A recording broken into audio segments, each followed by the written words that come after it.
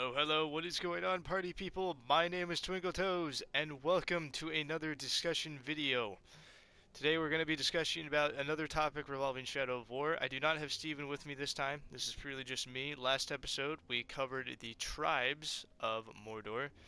This time it's going to be a bit different, though. This time we're going to be talking about the class system that has come to Shadow of War. Now, in the previous game, Shadow of Mordor, the one I'm playing right now, this game had, I think, 3 basic classes. There's the Defender class, which is the guy I just stabbed, which has a spear and shield guy. There is a Swordsman, which is just a single swords guy. And then there's the Berserker, who is the guy with the two axes. There's also Archers, who have the crossbows, and the Hunters. So there actually is more. There's 5. Sorry.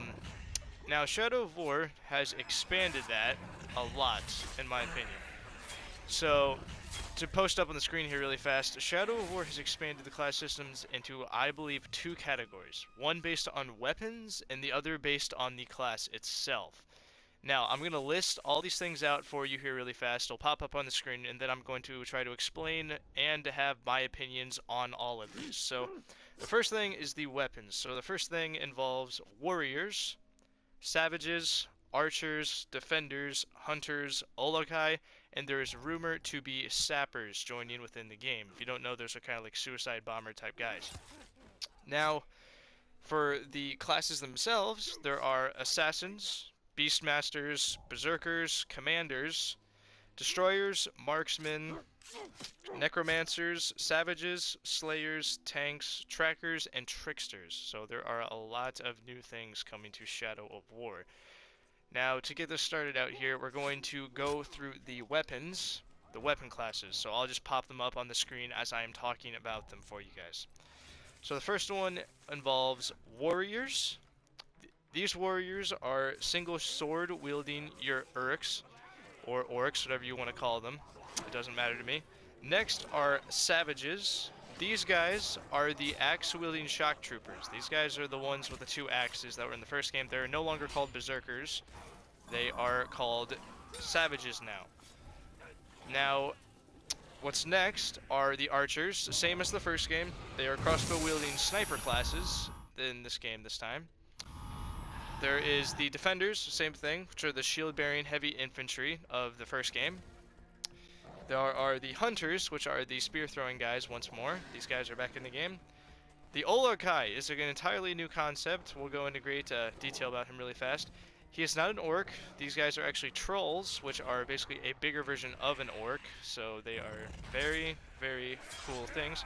And the sappers, like I said, are rumored to be in the game, and they are suicide bombers. So, my opinion on this, I think this adds more diversity to Shadow of War, which is something that they really needed from the first game. In the first game, they had a lot of classes, a lot of interesting people, but this time they've really expanded it just in the weapons alone, in my opinion. I know it's a lot of the same stuff, but what I really want to touch on really fast is the Olokai, the entirely new concept that is coming to Shadow of War, which I think is going to be a good extension. They have captains as well as just them roaming around kind of situation. So, I think they're going to be really cool. There are a bunch of trailers for them right now. Now we're going to move on to the bread and butter sort of thing of this, which is the class systems themselves. As I listed, there are 12 of them, so there are a lot more than there were in the first game. And I don't even think classes were a thing in the first game. There's just outfits. But, so, first up, we have assassins. Now, assassins have specific traits here. The assassins are agile.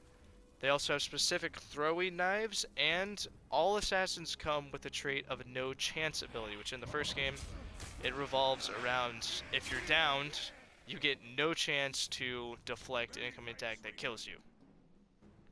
Next are Beastmasters. These are actually in the game, but they really never had any significance to beasts. But in Shadow of War, they've expanded this, where the Beastmasters can actually call beasts, they can also ride beasts, and a lot of them are impervious to damage when it comes to beasts, so they cannot be injured by any beast whatsoever.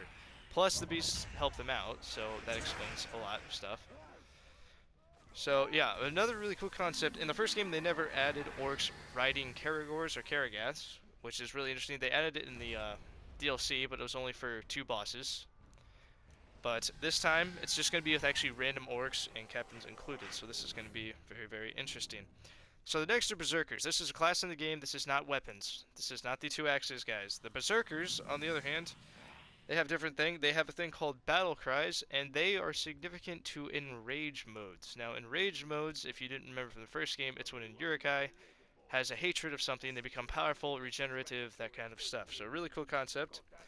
Now, this is another cool concept that's set on the forums. It involves them being reckless. So, my theory on this, I think that through this, they are going to have orcs become more smarter, depending on the classes that they are, involving ambushes and that kind of stuff. You hardly ever see that in the first game, but I think it's going to be a lot more potent in Shadow of War than it is. Now, these guys, they're just going to charge right on in. That's why they're labeled as being reckless. Charge right in, no regrets of anything whatsoever. But it is going to be interesting, but that is my theory on that. Next are commanders. Sorry, commanders. These guys are labeled as they are. They can call reinforcements, and they also have a supporting role among the orcs where they strengthen the orcs around them. So it's a very cool concept now. They're adding in commanders, which you can have a harder time fighting groups of Uruk-hai or orcs if a commander is with them. So if a commander captain's with them, they can basically strengthen Uruk-hais around you, and well, you're gonna have a hard time fighting. That pretty much sums it up. Next to the guys are the Destroyers. Now, there was a guy in Shadow of War that's labeled as a title, the Destroyer, but like I said, the classes add uniqueness into the game. So Destroyers are equipped with bombs. I'm assuming these things are throwable type situations. They also come with their own personal sappers. So there are sappers in the game. That is concluded, but we don't know if there's going to be any captains with sappers with them. So they come with sappers. Also, these guys could be rumored to be sappers because they explode on death. A lot of them do. I don't know if all of them do or not, but a lot of them do.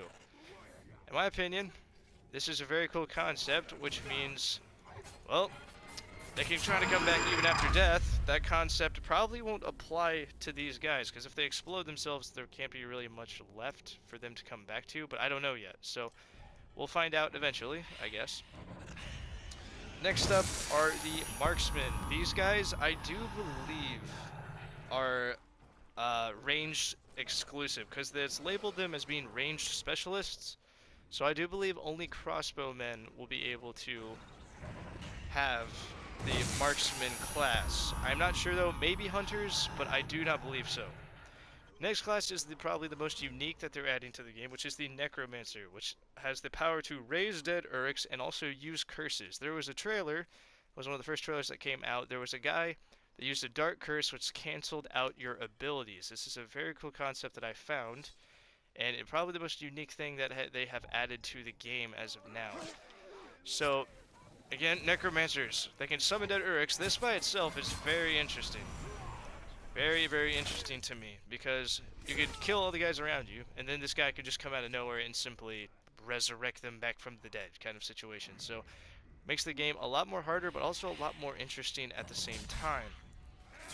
Next up is Savages. Savages, there is not much known about Savages at the moment. My theory is they are probably going to be like Berserkers with enragements, but probably a little bit tougher. And I don't know. This is probably, I think, where the insane Uruks are going to come from, because there are insane Uruks, like the Mad and that kind of stuff.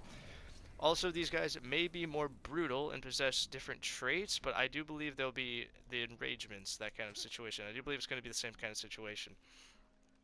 So the next are Slayers. Now, Slayers are very similar to the Blade Masters that were in the first game. Now, if you don't know about Blade Masters or Bow Masters, they were always very effective in combat. This is the same thing with these Slayers in the upcoming games. So, very, very interesting. So, this is probably where a lot of combat mastery is going to come from, and immunities to certain weapons or stealth. So, just keep in mind out of that. The next ones are the tanks. Now, the tanks are resistant. They have ability where they, I think, smash on the ground, kind of like the shield bash, and they damage all enemies around them. And they also have a regeneration ability, supposedly. So these guys are going to be extremely tough to take out. I'm also going to assume that since these guys are resistant, a lot of them will be wearing much armor, I do believe. Um, this is an example of Commander, guys. As you can see, there he has a group of followers with him. But back on topic here, I do believe that the tanks are going to possess a lot of armor, most likely, but I don't know. That's just a theory.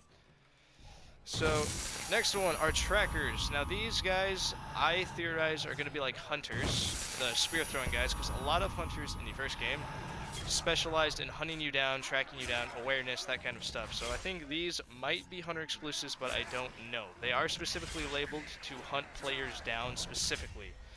So the next one, kind of an interesting thing, is the tricksters. Now tricksters, like I said, add more thought process to the orc AI in the game, because the berserkers are reckless, so they don't think when they guys, but these guys focus on surprise attacks and also confusing you. So the orcs in the game, I do believe, will have more character development, that kind of stuff in this situation. So also, I think it's more interesting that way that they have this. So basically the main classes, that's all the classes, guys. Now, my whole opinion on this, I really think it's going to be awesome. It adds more diversity. It also adds more knowledge that people have. It also adds different character traits, how characters will act based on their classes. Because we saw one's reckless, one uses surprises, some are skilled, that kind of stuff. It acts how they affect you, and it acts just how they are emotionally, that kind of stuff in general. But anyway, guys, that is the fully explained classes that I have right now, in my opinion. Thank you so much for watching. Shadow of War does come out tomorrow, by the way, so it isn't. This is the day before it comes out. So I hope you guys are really looking forward to that. I know I am. And thank you so much for watching, guys. And always remember, the sky's blue.